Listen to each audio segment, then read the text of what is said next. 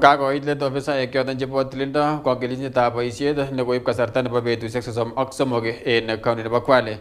Ole tetat kotestai boisiet nebo konyoiset en keberberwek cheterter en county notok kangobit koyonchinet nebo kowek ichek boisiet.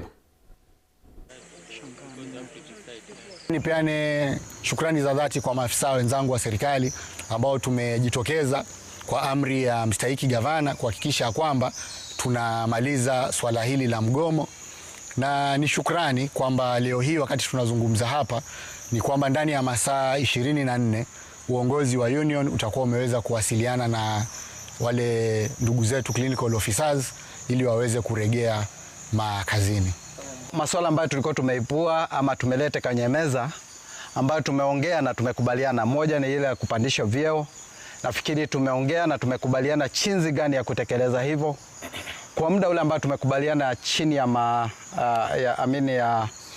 siku 14 tutakuwa tumepata mwafaka juu ya hilo neno, na hivyo ni vizuri watu wetu wakirudi kazini wakuwe na motisha kwamba serikali imejitolea kwa ajili ya kutekeleza hilo.